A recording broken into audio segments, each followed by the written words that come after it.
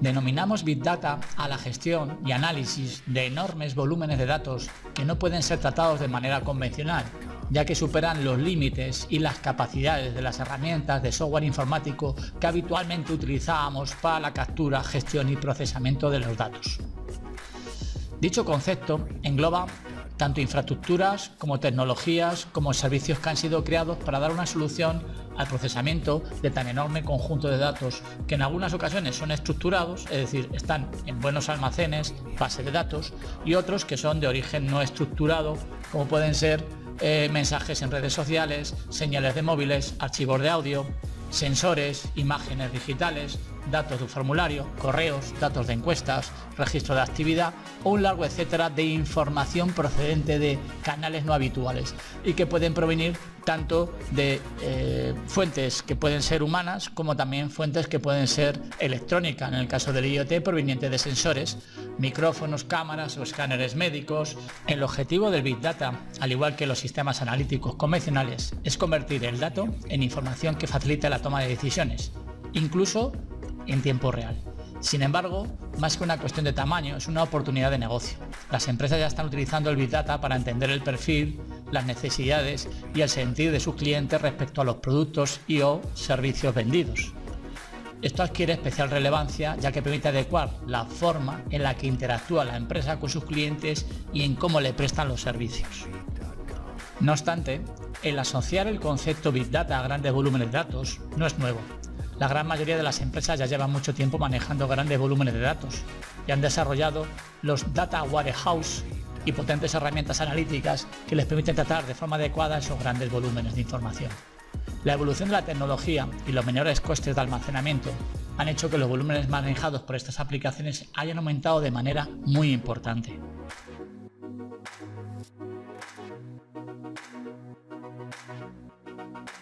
Cuando hablamos de Big Data, es habitual hablar de las reglas de las Vs. Las Vs se refieren al volumen, a la variedad y a la velocidad. Sin embargo, en base a la experiencia adquirida por las empresas pioneras en esta aventura, se ha ampliado la definición original añadiendo nuevas características como son la V de veracidad y la V de valor. Hablamos del Big Data cuando los volúmenes superan la capacidad de software habitual para ser manejados y gestionados. Este concepto se encuentra en continuo movimiento porque los avances tecnológicos permiten tratamiento de volúmenes de datos cada vez mayores.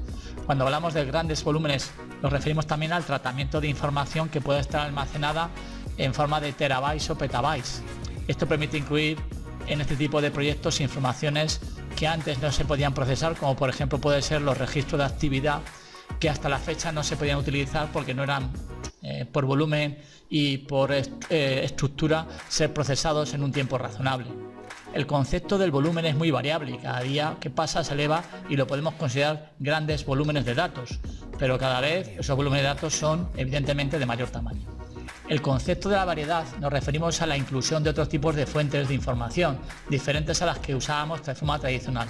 En el número cada vez mayor de dispositivos electrónicos conectados, la explotación de sensores que permiten conocer los movimientos y los hábitos de vida y la información externa de diversas fuentes.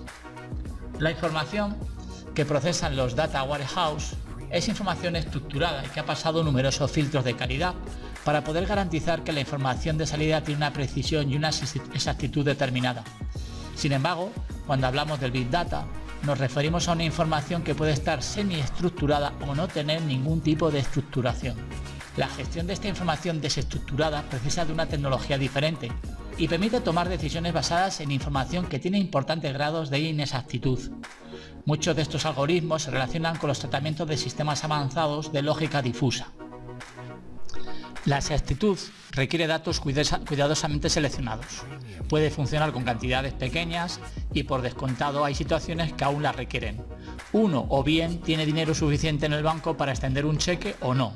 Pero en un mundo de datos masivos, A cambio de emplear series de datos mucho más extensas, podemos dejar de lado parte de la rígida exactitud. A menudo los datos masivos resultan confusos, de calidad variable y están distribuidos en innumerables servidores por todo el mundo. Con ellos, muchas veces nos daremos por satisfecho con una idea de la tendencia general, en lugar de conocer un fenómeno hasta el último detalle, céntimo o molécula. El concepto de velocidad se refiere a la rapidez con que los datos se reciben, se procesan y se toman decisiones a partir de ellos. A la mayoría de los sistemas tradicionales les es imposible analizar de forma inmediata los grandes volúmenes de datos que les llegan. Sin embargo, incorporar el concepto de tiempo real es imprescindible para el sistema de detección de fraude o la realización de ofertas personalizadas a los clientes.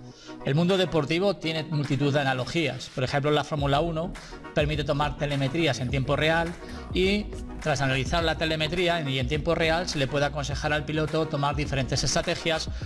Pero no menos importante al barajar este concepto es la veracidad, esto es, la confianza de los datos. Extraer datos de calidad eliminando la imprevisibilidad inherente de algunos, como el tiempo, la economía, etc. De esta forma, llegar a una correcta toma de decisiones.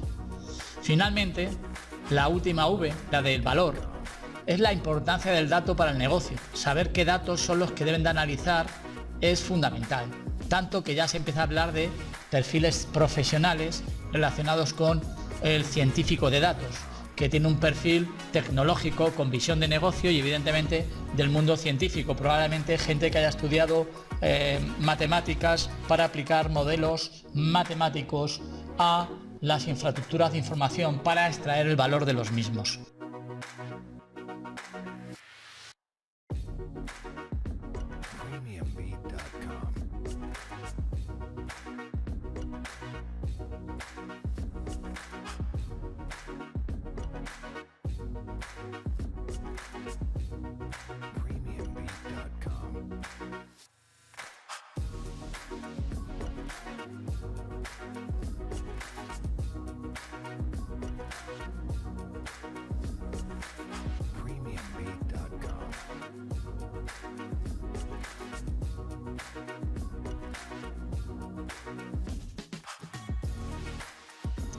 ¿Quieres acceder a estadísticas del mundo en tiempo real? ¿Te gustaría saber cuál es la población mundial a cada segundo? Si te interesa ver cómo suben o bajan las cifras a cada momento, puedes acceder a la página de World of Matters. World of Matters está basado en un algoritmo desarrollado que toma los últimos datos estadísticos del mundo de instituciones confiables. En esta página se pueden consultar cifras sobre la población mundial, gobiernos, economía, sociedad y medios, alimentos, agua, energía o salud. En esta página puedes ver cómo los números crecen y decrecen a toda velocidad en tiempo real, reflejando aspectos tan significativos como cuántas personas han nacido en lo que va del día, las toneladas de comida producidas en lo que va de año o el número de personas que murió de hambre en el día de hoy.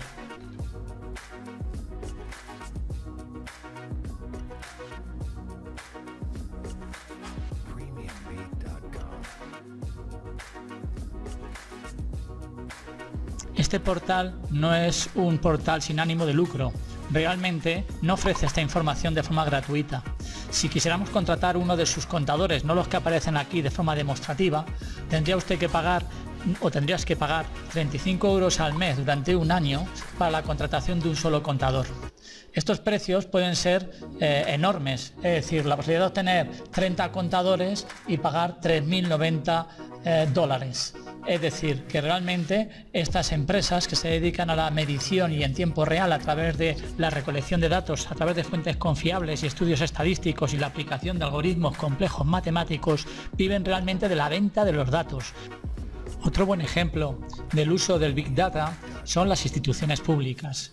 En este caso, por ejemplo, a través del Ministerio de Fomento o a través de los ministerios correspondientes por competencias. En este caso, la Comisaría de Aguas de la Confederación Hidrográfica del Duero tiene encomendadas diversas competencias en materia de vigilancia de las aguas circulantes de la cuenca del río Duero, tanto en control de cantidad de agua circulante como en lo referente a la calidad de la misma. En relación con estas competencias, la Comisaría de Aguas se encarga de efectuar en tiempo y forma, según los protocolos establecidos, la comunicación de posibles situaciones anómalas con el objetivo de minimizar en lo posible el impacto social, medioambiental y el material que pueda derivar de las situaciones extraordinarias, siendo por ello imprescindible contar con herramientas de observación de datos en tiempo real y soporte de toma de decisiones que permitan detectar situaciones anómalas con el suficiente tiempo de antelación para su comunicación a las distintas entidades responsables de la seguridad, la atención a la ciudadanía y el medio ambiente. Otro buen ejemplo del uso de los datos masivos es el que realiza las agencias estatales de meteorología, en este caso la EMET en nuestro país. Te sugiero que hagas alguna consulta a este instituto o simplemente a alguna comunidad autónoma para recolectar en tiempo real la información meteorológica de cualquier región.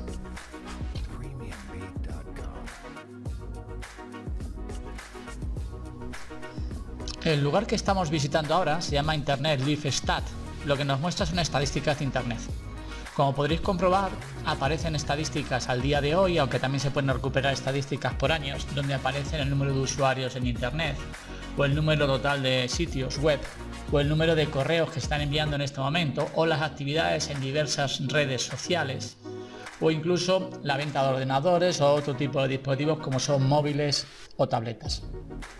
Y un parámetro también muy interesante es el consumo de electricidad a través del uso de Internet o el tráfico que se está produciendo en Internet en este momento. Si os dais cuenta, si cambiamos las estadísticas al año, se incrementan los valores, en este caso en relación a la cantidad de gigabytes que se está transitando por Internet en el momento actual. Además hay una parte que es bastante simpática. En este caso, por ejemplo, pasamos a cuántos ordenadores han vendido hoy y le damos, en vez de al objeto today para que pase el año, para que las estadísticas sean anuales, sino a mirar todo, observar que la pantalla se llena con todos los ordenadores que en este momento se están recolectando en tiempo real ventas. Como veréis, aquí aparece el número total de ventas en el día de hoy y aparecen los ordenadores incrementalmente en el orden en el que se va incrementando las ventas. Bueno, este es un ejemplo más de cómo se están manejando los datos masivos y se están presentando en tiempo real en estadísticas integrados en aplicaciones o datasets a través de la web. El portal de datos abiertos del gobierno americano es un portal donde encontrarás todos los datos generados o recopilados por las instituciones de ese país. Al igual que los datos del portal de la Unión Europea, son fuentes de datos gratuitas y libres para su explotación. Además, ofrecen ejemplos de aplicaciones desarrolladas para su uso con estos datos. A continuación te mostraré cómo acceder a ese portal y poder recolectar información sobre diferentes áreas relacionadas con todos los datos que hacen accesibles y que son públicos las instituciones americanas. Una vez que nos encontramos en la página de datos abiertos del gobierno americano, observaréis que en la parte inferior todos los datos que están aquí volcados por categorías nos permitirían tanto consultar como importar toda esta información, este gran volumen de datos masivos que ha creado las diferentes administraciones americanas y que están categorizadas por los iconos que veis en la parte inferior. En este caso, pues, temáticas relacionadas con los datos masivos de los Estados Unidos en relación a la agricultura o al clima o al consumo o a la educación o cualquiera de las áreas que podéis ver sobre la página web.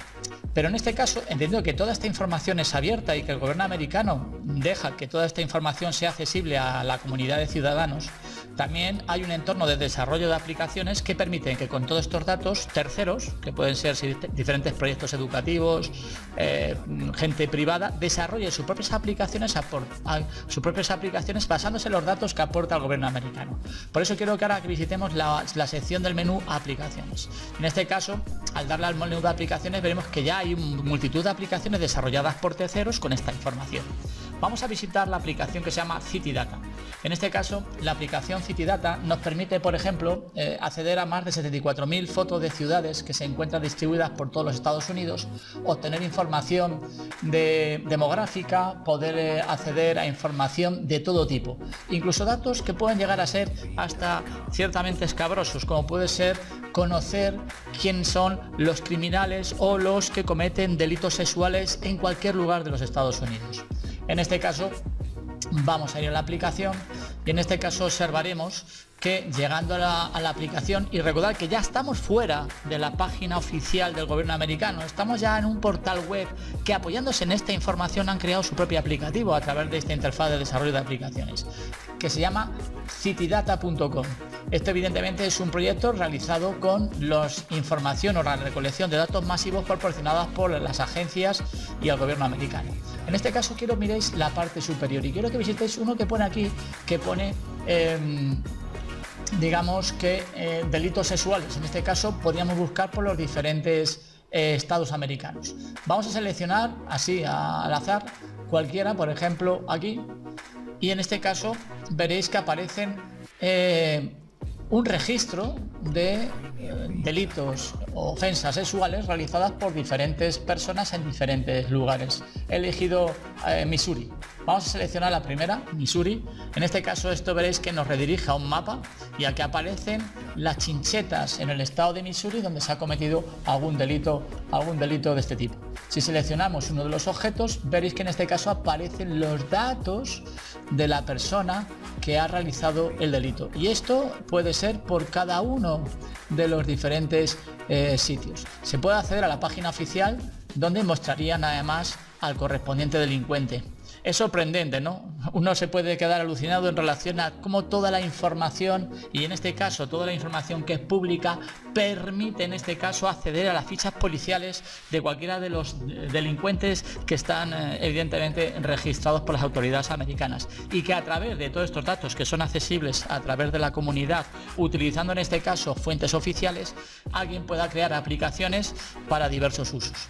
En este caso, si veis la ficha policial, que la tenemos aquí con todos los datos sorprendentes, las direcciones, los vehículos, los delitos, bueno, como podéis ver, hasta el alias, es decir, y las diferentes fotos del personaje, es completamente alucinante. Los datos masivos, en este caso, comprobar que el uso de las aplicaciones es innumerable, pero que lo más sorprendente es que esta información de origen público y que lo está dando como fuente el gobierno americano, también existe esta misma información o estos mismos datos abiertos a nivel público a través de la Unión Europea. Lo que pasa es que la Unión Europea es mucho más restrictiva con la información que publica. Ya sabemos que los americanos en este aspecto y con el tema de la información son bastante más promiscuos.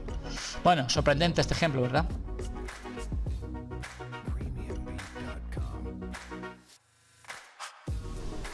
Uno de los múltiples proyectos que Google ha desarrollado en relación al Big Data ha sido basado en la digitalización de buena parte de la cultura de la humanidad depositada en millones y millones de libros. De hecho, capturó 5,2 millones de libros publicados entre 1500 y 2008 en idiomas múltiples: inglés, francés, español, alemán, chino, ruso e idiomas adicionales.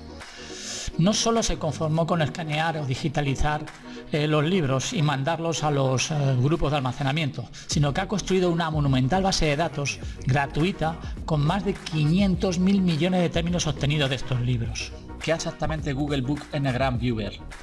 Lee una serie de términos separados por comas, llamados enegramas, específicamente. Lee un rango establecido en años. Lee un corpus elegido por el usuario. La base de datos actual tiene más de 12. El corpus realmente es la elección del idioma en el que están registrados los libros. Y luego lee un factor de precisión llamado smoothing, que en el fondo es un valor entre 0 y 50, con valor por defecto tiene 3, que es el valor que indica la suavidad de la curva gráfica que luego nos entrega. Entrega también una gráfica con la frecuencia de los términos de búsqueda a lo largo del corpus y los años elegidos. Ahora algo más interesante.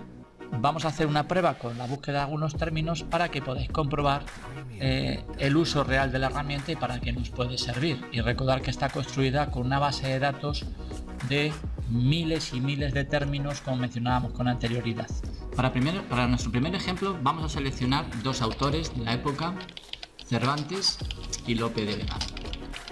Como sabéis, Cervantes y Lope de Vega, que son dos clásicos, dos literatos, estuvieron enfrentados durante mucho tiempo, y quiero hacer la comparación seleccionando a estos dos personajes, seleccionando todo el rango de tiempo de 1800 al año 2000 y lógicamente seleccionando en lengua española, Spanish, ¿vale? Sí es verdad que aquí podemos seleccionar a los dos autores sobre inglés, porque también habrá libros escritos en inglés sobre estos dos autores, pero lo voy a hacer en español.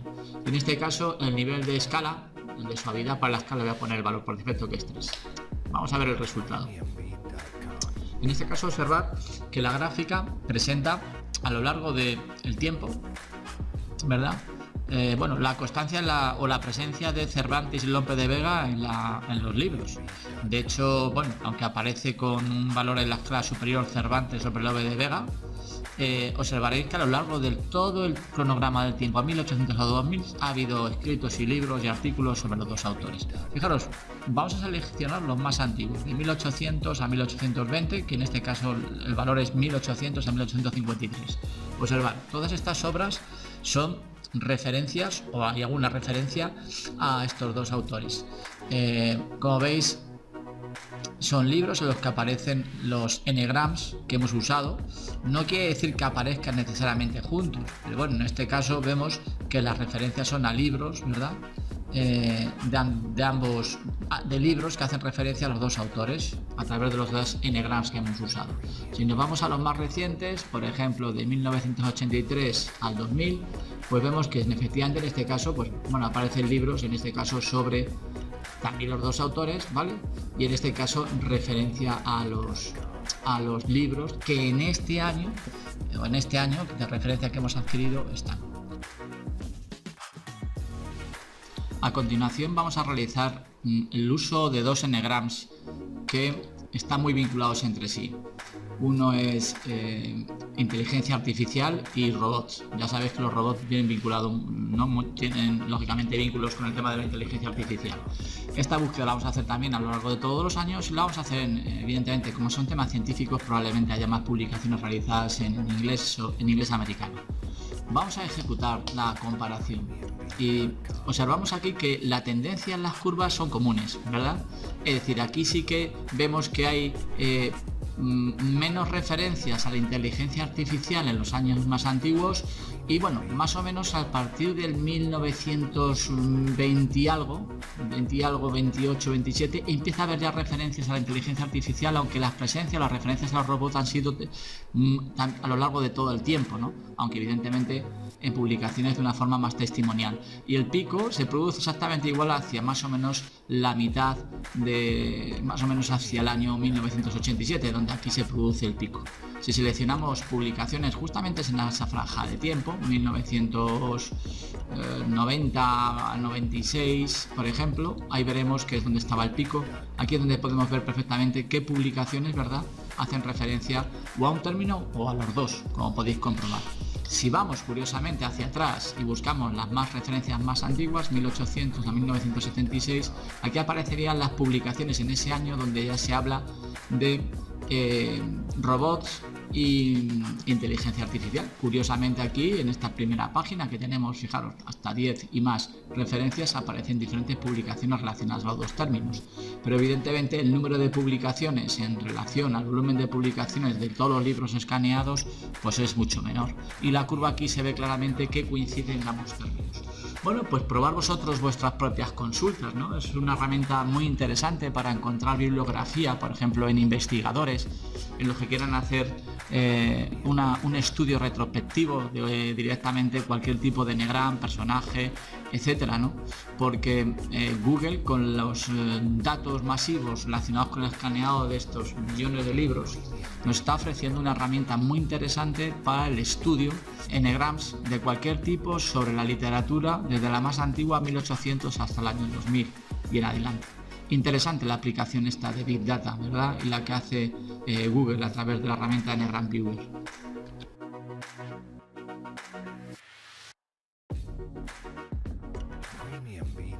Como reza la información del portal de Shodan, Shodan analiza Internet en segundos. Shodan tiene servidores ubicados en todo el mundo y rastrea Internet 24 horas del día, los 7 días de la semana, para proporcionar la última inteligencia de Internet. ¿Quién compra televisores inteligentes? ¿Qué países están construyendo la mayor cantidad de parques eólicos? Y la principal función de Shodan, encontrar dispositivos en Internet que puedan tener vulnerabilidades y que puedan suponer agujeros de seguridad que puedan explotar hackers en Internet.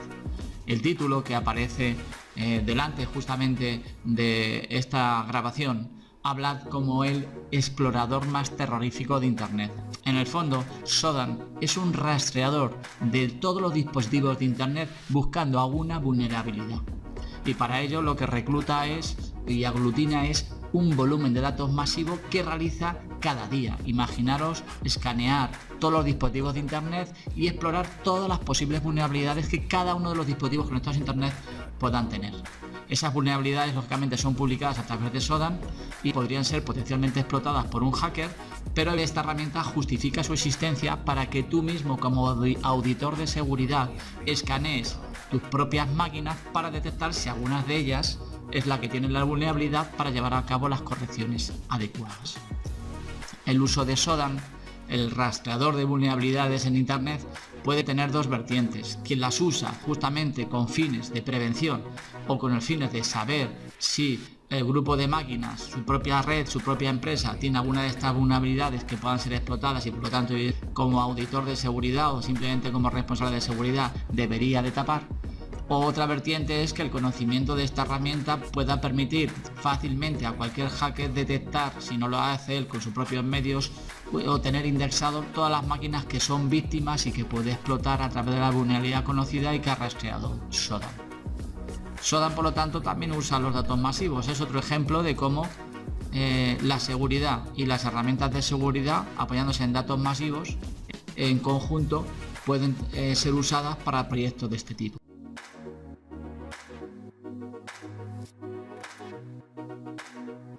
A continuación os muestro cómo podríamos usar el Big Data de Zodan para rastrear dispositivos en Internet.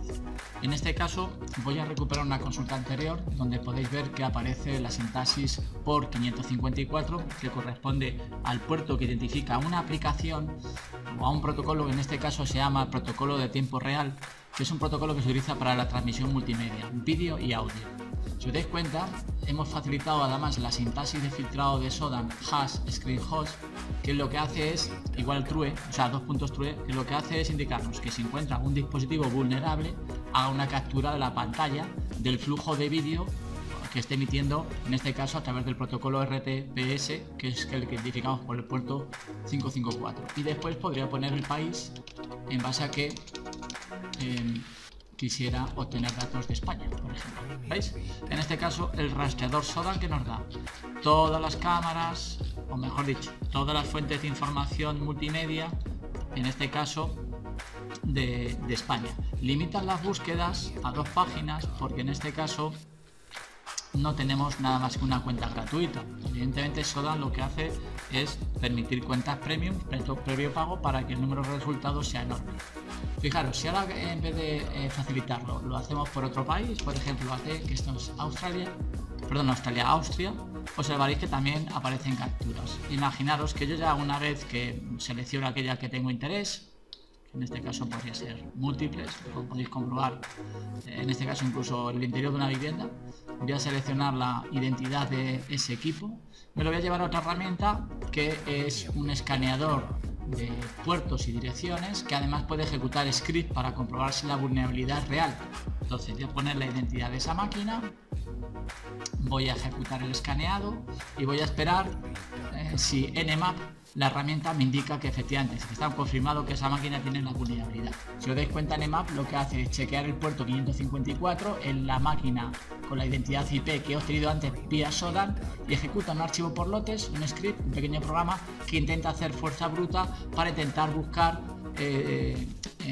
fuente de RTSP para obtener información sobre las cámaras. Si os dais cuenta, ha descubierto multitud de esa máquina de direcciones que se pueden emplear como URLs que usábamos en los navegadores. La cosa que en este caso la dirección empieza por el protocolo no HTTP o HTTPS, sino RTSP.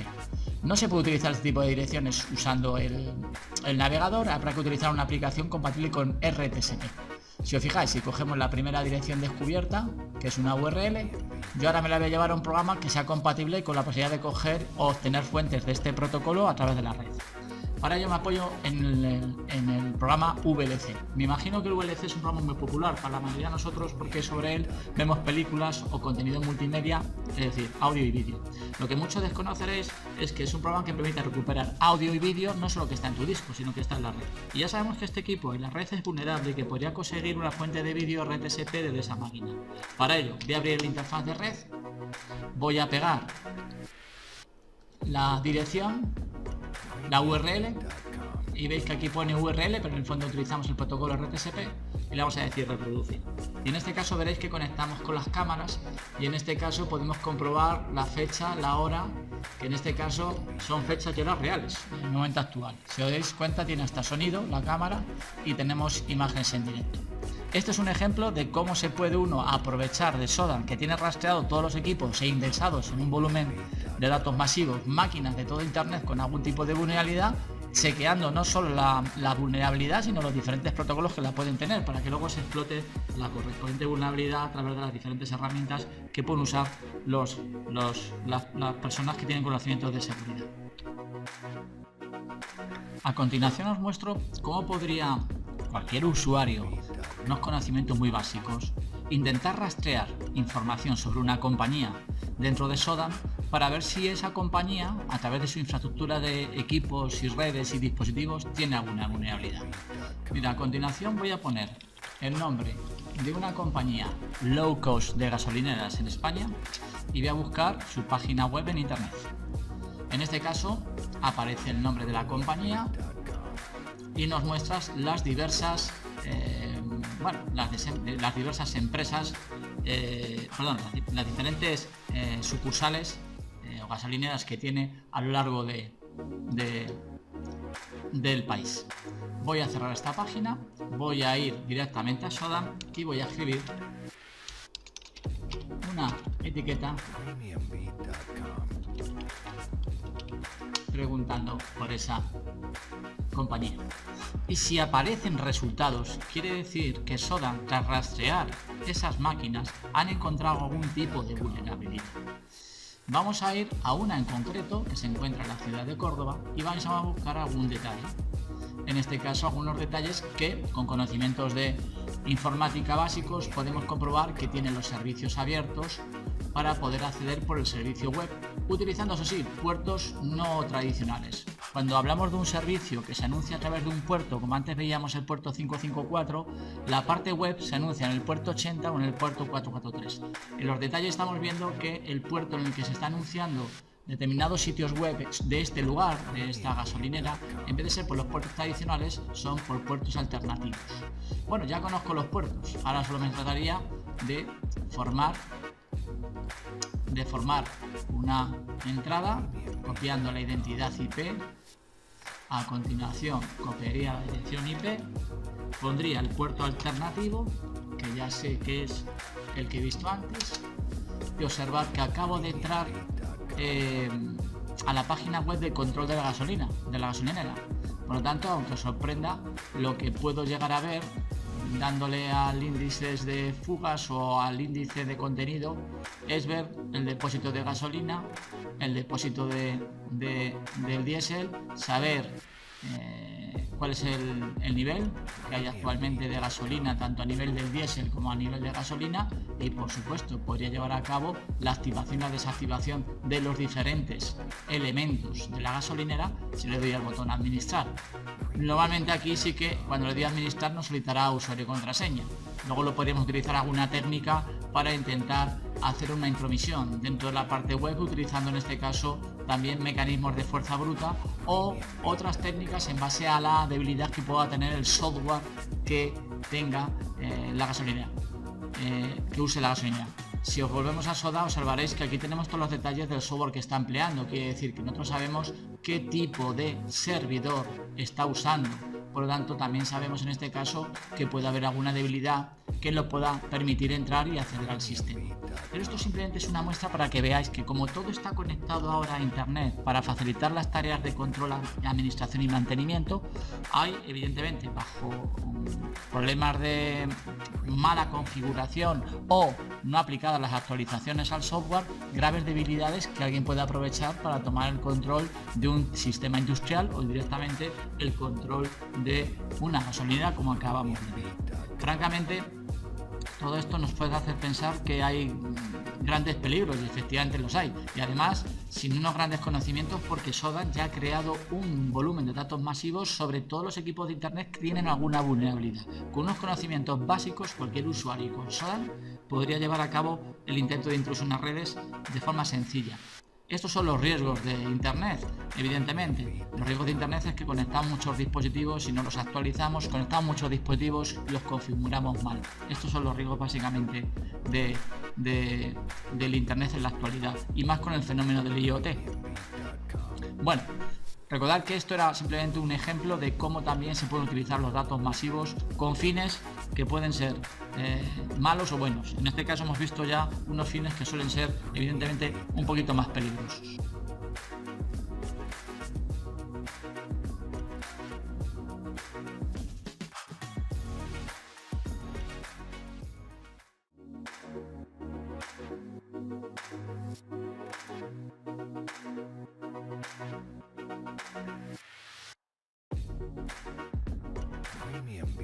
Una de las razones por la que hay tantísimos datos y los volúmenes de datos cada vez crecen de una forma exponencial es porque todo se mide. Una prueba de que todo se mide es que probablemente tú imaginas que si tú pones un portal web en internet, es decir, anuncias tus servicios de tu empresa a través de una página web, te gustaría saber qué personas acceden a la página web, dónde pinchan, en qué tienen más interés, saber el espectro demográfico de usuarios que acceden a la página, con qué tipo de dispositivos, con qué sistemas operativos clientes usan, conocer sus preferencias, sus hábitos. Es decir, si yo pudiera obtener sobre una página web todas esas métricas, conocería muy bien a mis clientes, conocería también los clientes que estoy fidelizando, además de los clientes que son nuevos. Todo eso es posible, y quien me puede proporcionar un servicio de métricas gratuitos es Google, a través de un servicio llamado Analytics, Google Analytics.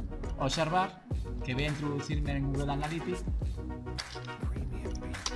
y en este caso, al entrar a Google Analytics con mi cuenta, observar, yo tengo vinculado aquí las páginas web que en teoría serían de mi empresa, de mi organización. Pero fijaros, en vez de tener vinculado bajo mi cuenta de usuario la página web de mi empresa o la página web de cualquiera de las que yo tuviese en mi organización, he vinculado la página web de Google, su tienda Merchandising Google Store. ¿Lo veis? Evidentemente las cifras que vais a ver son tremendas, porque lo que estamos viendo es la métrica y en tiempo real de la página Marketplace de Google. Si observáis en este caso, nos está diciendo que en los últimos 7 días ha recibido 16 millones de usuarios y que tiene una bajada del 9,3% respecto a la semana anterior. Que el número de ingresos económicos que tiene la tienda es de $93.000 y que tiene un descenso del 6,6%. Y como podéis ver, tengo todas las informaciones en la página principal, ¿vale? Si observáis esa página principal que muestra datos importantes o relevantes, nos indica también cuál ha sido el canal de tráfico, es decir, por dónde han llegado más usuarios, cuáles han sido las tendencias de los usuarios y cuántos usuarios he retenido por diferentes franjas de tiempo. Si observáis, todas las métricas están aquí. ¿Cuáles son los dispositivos principales que han usado los usuarios que han accedido a mi tienda? Aspectos relacionados con estadísticas generales sobre el sitio. Y fíjate, puede ir a la parte que pone tiempo real y hacer una visión general y saber en este momento cuántos usuarios están visitando la tienda, ¿no? En este caso, no sé si veis que los datos se están actualizando y en este momento tengo unas referencias de cuántos usuarios están accediendo en función de unas franjas de tiempo. En este caso, usuarios en el sitio, y se ve que ha habido un pico de usuarios, ¿verdad? En función del tiempo, donde me aparecen las estadísticas de cuántos usuarios he tenido en determinadas franjas de tiempo por minuto, por segundo o los actuales. En este caso dice que en este momento usuarios activos en el sitio 9, que están haciendo con ordenador todos los que están en color naranja, el 89%, y que por el dispositivos móviles tienen la parte de color verde. Si os fijáis, yo puedo saber también en tiempo real las ubicaciones, es decir, desde dónde me están accediendo, datos demográficos. Si os dais cuenta, me están accediendo el 22% de los usuarios de Taiwán, Estados Unidos, Malasia, Eslovaquia y otros países. Recordad que estamos mirándolo sobre la página de Google, no realmente sobre una página web corporativa de mi empresa. Fuentes de tráfico, observar. En este caso, las fuentes de tráfico nos dan detalles de cuál ha sido las fuentes de tráfico, ¿no? En este caso, en este momento, usuarios activos nos aparecen el 8 8 usuarios, perdón, y en este caso también aparecen las estadísticas sobre, como en este caso la fuente de tráfico indican que es orgánica, directo o social. Cuando hace referencia a la fuente de tráfico, el tráfico directo se correspondería con aquellos usuarios que han introducido la URL. El tráfico de referencia, por ejemplo, son aquellos usuarios que han llegado por otros buscadores.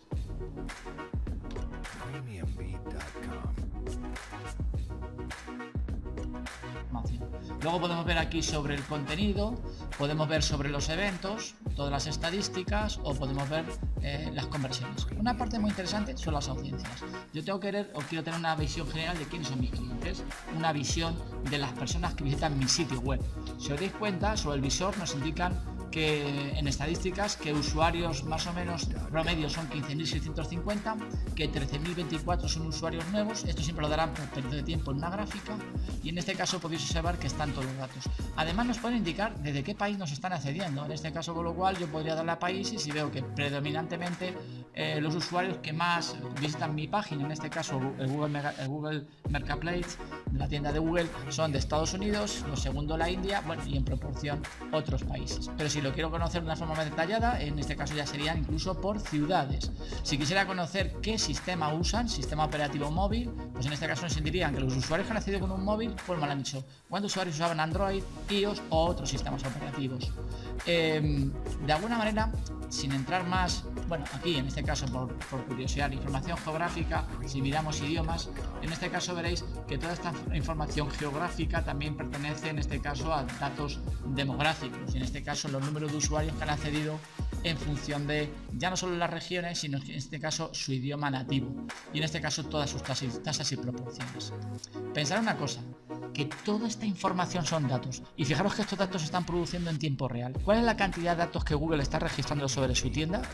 Todos los que os acabo de mostrar, y esto a cada instante, de tal manera que recolectando toda esta información, Google tiene claramente cuál es el perfil del usuario, cuáles son sus intereses, qué es lo que compra, o incluso lo que está interesado en comprar en un futuro.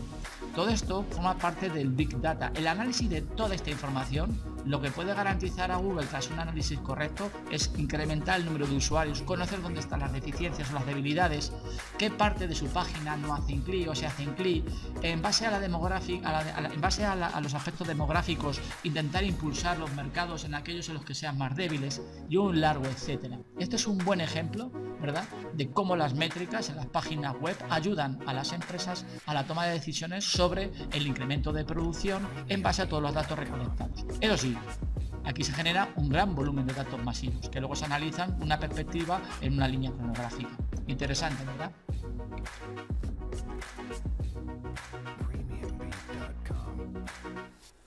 Por supuesto, cuando las empresas recopilan datos para mejorar su balance, no tenemos por qué temer que su vigilancia tenga las mismas consecuencias que si nos pinchasen el teléfono.